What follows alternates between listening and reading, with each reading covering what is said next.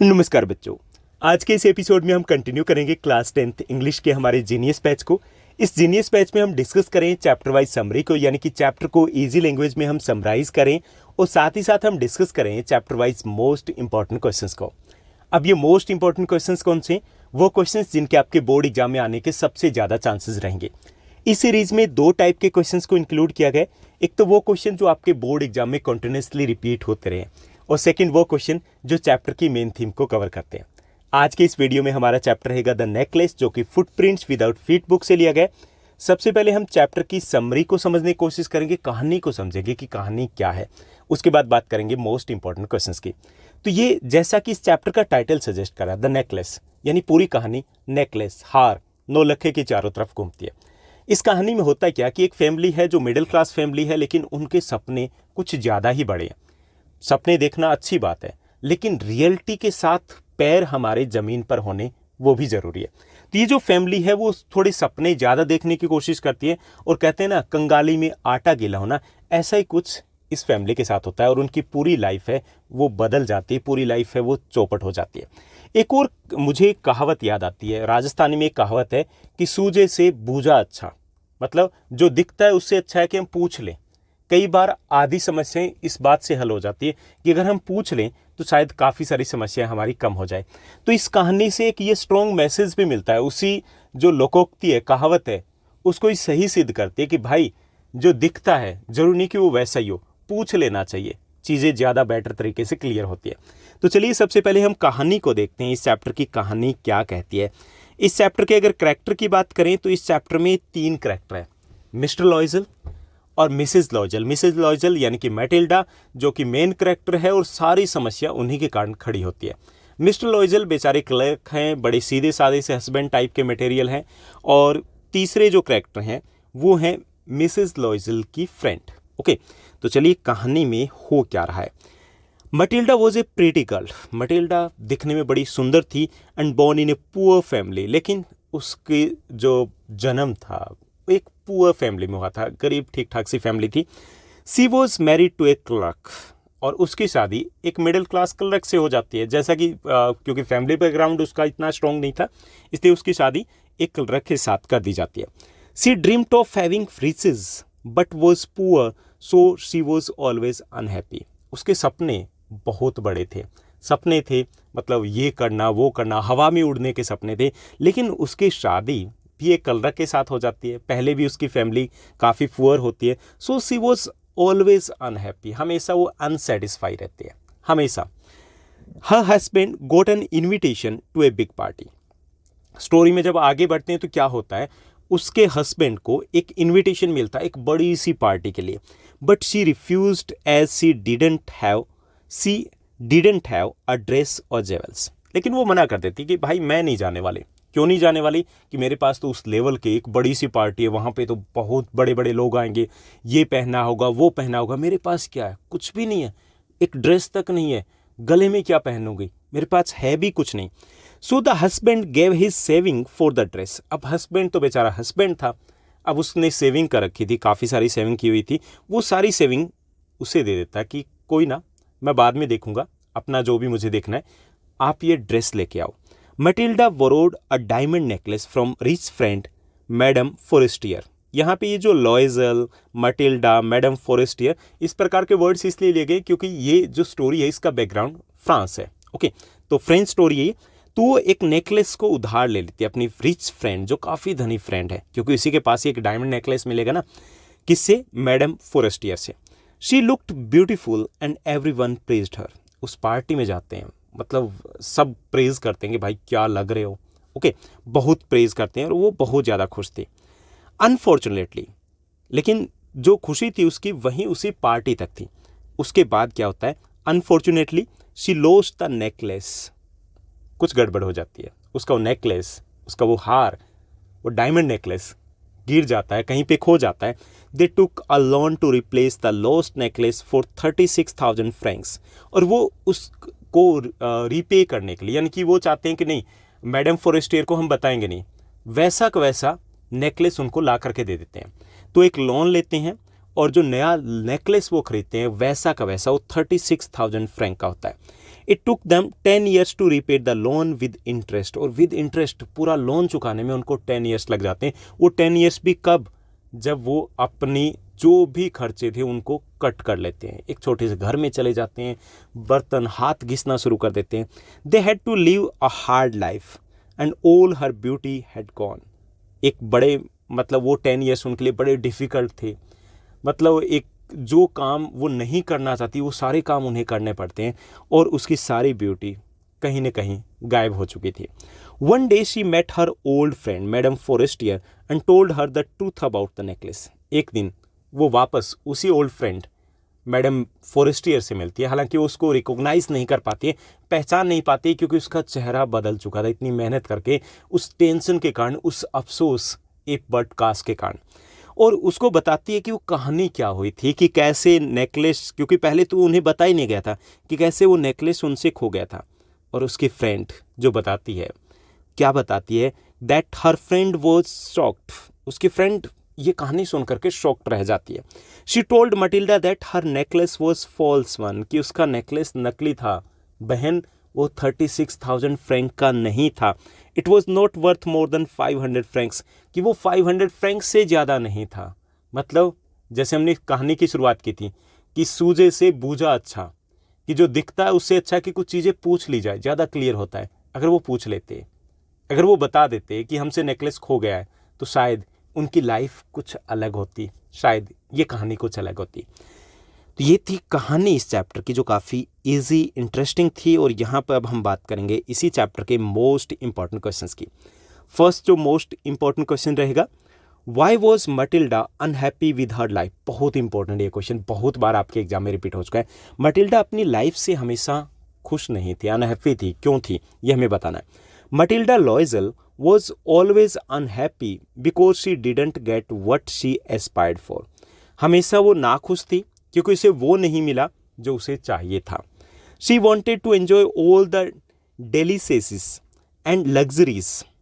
वो इंजॉय करना चाहती थी सभी टाइप की वो चीज़ें जो लग्जरीज थी, जो उसने अपनी लाइफ में पहले नहीं देखी थी, वो लग्जरीज को इंजॉय करना चाहती थी। But she didn't get these things as her husband was a poor clerk in the board of education. लेकिन उसे वो सारी चीज़ें नहीं मिल पाई because she was married to a poor clerk, क्योंकि उसकी शादी एक कलरक के साथ हो जाती जो कि मिडिल क्लास फैमिली से था। So she was unhappy with her life, इसलिए वो अपनी लाइफ से ज़्यादा खुश नहीं थी। Now let's move to the next one. Second question की बात करेंगे, मोस्ट इंपॉर्टेंट में हमारा सेकेंड क्वेश्चन रहेगा, why did Matilda throw the invitation spitefully. वो इन्विटेशन कार्ड को फेंक देती है, कि जैसे इग्नोर कर देती है। She threw the invitation because she didn't have a suitable dress for that grand occasion. वो इसलिए थ्रो कर देती है because she didn't have that suitable dress, so she thought that that was useless. इसलिए उसे लगा कि भाई ये मेरे काम का नहीं है, मुझे तो जाना नहीं है, मेरे पास तो ड्रेस भी नहीं है। ओके, उसके बाद थर्ड नेक्स्ट क्वेश्चन रहेगा, how does the necklace change the course of the लॉयजल्स life.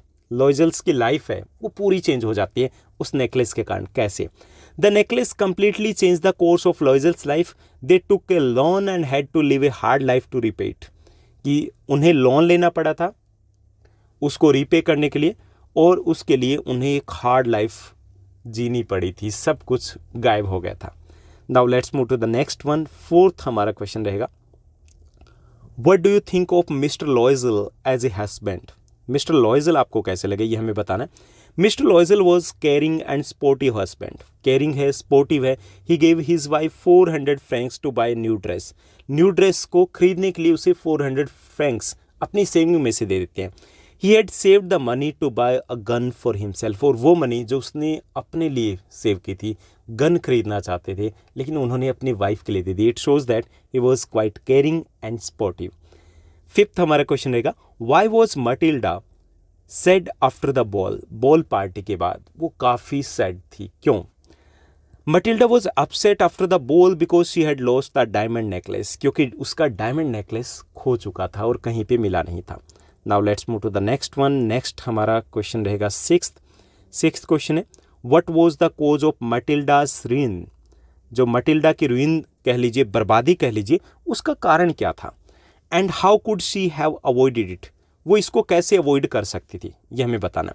मटिल्डाज greed and desire become the cause of her ruin, कि उसकी जो बर्बादी थी, उसकी जो कंडीशन थी, उसके लिए उसकी ग्रीड, उसका लालच, उसकी डिज़ायर थे, वही रिस्पॉन्सिबल थे। If she was happy with what she had she could have avoided it, कि अगर वो जो था उसके साथ खुश रहती तो शायद ये नहीं होता। सेकेंड चीज़ कि अगर वो सही से जो भी जैसे खो गया था, if she had that courage to inform, अगर वो अपनी फ्रेंड को इन्फॉर्म कर पाती तो भी वो इसको अवॉइड कर सकती थी। ओके, तो हम दोनों ही रीज़न यहाँ पे दे सकते हैं कि if she was happy with what she had she could have avoided it, if she informed her friend she could have avoided it, तब भी वो उसको अवॉइड कर सकती थी। नाउ सेवंथ हमारा क्वेश्चन रहेगा, नेक्स्ट क्वेश्चन है, what did Loisels do to pay for the necklace, कि नेकलेस के लिए पे करने के लिए, वापस उसका जो उन्होंने लोन लिया था उसके लिए उन्हें क्या करना पड़ा। Mister लॉयजल had to pay 36,000 francs for the new necklace, new necklace की जो कॉस्ट थी वो 36,000 फ्रैंक्स थी। And to replace the lost necklace mister Loisel used 18,000 francs left by his father, 18,000 francs उनके पास थे, सेविंग में थे, उनके फादर से मिले थे। And they took a loan for the rest, और बाकी के लिए उन्होंने लोन लिया। They lived a hard life to repay it for the next 10 years, और नेक्स्ट 10 ईयर्स के लिए उन्हें हार्ड लाइफ जीनी पड़ी ताकि उसको वो रीपे कर पाए। Now let's move to the next one, 8th हमारा क्वेश्चन रहेगा, and this one is the long answer type question जो चैप्टर को समराइज करेगा।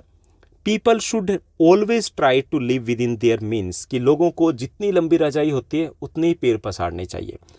Aspiration have no limits but one should never forget the ground realities, कि aspiration जरूरी है कि आप ड्रीम्स देखें, लेकिन ग्राउंड रियलिटी आपको पता होना चाहिए, आपके पैर जमी पर होने चाहिए। Elaborate on the basis of the chapter the necklace, हमें इसी चीज़ को क्लियर करना है इस नेकलेस चैप्टर से एग्जाम्पल लेते हुए। Okay, Matilda was a pretty young women, जैसा कि हमने चैप्टर की शुरुआत में देखा कि she was quite pretty but she was a daydreamer, लेकिन वो डे ड्रीमर, दिन में सपने देखती रहती है। Although she was born in a poor family yet she dreams to have costly dresses and jewellery, हालांकि वो एक पुअर फैमिली से बिलोंग करती थी, लेकिन हमेशा उनका ड्रीम था कि वो महंगी कॉस्टली ड्रेसेस पहने, ज्वेलरी पहने। She wanted to be honoured and respected like rich, वो चाहती थी कि जैसे जो रिच लोग हैं उसी टाइप का लाइफस्टाइल उसका हो। One day her husband showed her an invitation from A minister, एक दिन उसके हस्बैंड को एक इन्विटेशन मिलता है एक मिनिस्टर की ओर से। It was the invitation for a big grand party का एक इन्विटेशन होता है। She emotionally force to buy a new and costly dress for the ball, और उसके बाद वो इमोशनली ड्रामा करती है और अपने हस्बैंड को फोर्स करती है कि वो एक नई कॉस्टली ड्रेस उस बॉल पार्टी के लिए खरीदे। After this she borrowed A diamond necklace from her friend forest year, और उसके बाद वो अपनी फ्रेंड से एक डायमंड नेकलेस उधार लेती है। She enjoyed the party heartily, और अपनी पार्टी को खूब इंजॉय करती है। She danced with the enthusiasm, यानी कि पूरे जोश के साथ पूरे डांस करती है वहाँ पे। But she lost the necklace and in this way their problem started, लेकिन वहीं पर उसका नेकलेस खो जाता है। And that was the beginning of the second part of their life, उनकी प्रॉब्लम की शुरुआत हो जाती है।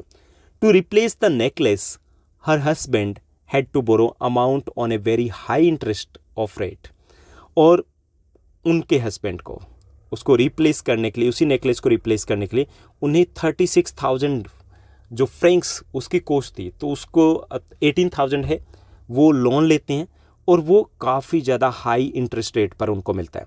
टू रीपे दैट अमाउंट, उस अमाउंट को रीपे करने के लिए they lived in rented house, वो रेंट के हाउस में रहते हैं। She did all household work herself, वो सारे घर के काम खुद करती है। Mister Loisel worked extra to earn small wages, और मिस्टर लॉयजल है वो एक्स्ट्रा वर्क भी करता है, ओके, ताकि वो रीपे कर पाए किसी भी तरीके से।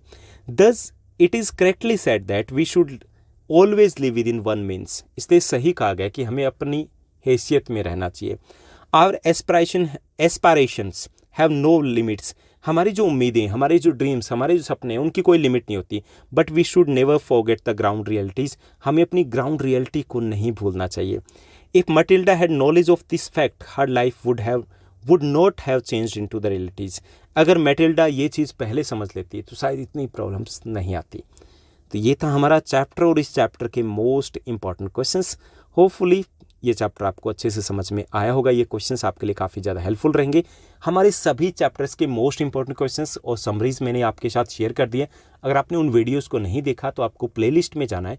प्लेलिस्ट में आपको मिलेगी क्लास 10th इंग्लिश का जीनियस बैच, वहाँ पर आपको ये सभी वीडियोज़ मिल जाएगी। हाँ, एक और इम्पोर्टेंट वीडियो मैंने आपके साथ शेयर किया था, वो था आपके इस एग्ज़ाम का ब्लूप्रिंट कि किस चैप्टर में से कितने मार्क्स के क्वेश्चन आएंगे, यानी कि चैप्टर वाइज मार्किंग स्कीम को शेयर किया था। अगर आपने उसको नहीं देखा तो देख लीजिएगा फटाफट से, ताकि आप उसी के अकॉर्डिंग रिवीजन कर पाओ। आज के लिए बस इतना ही। Thank you, bye bye, have a nice day.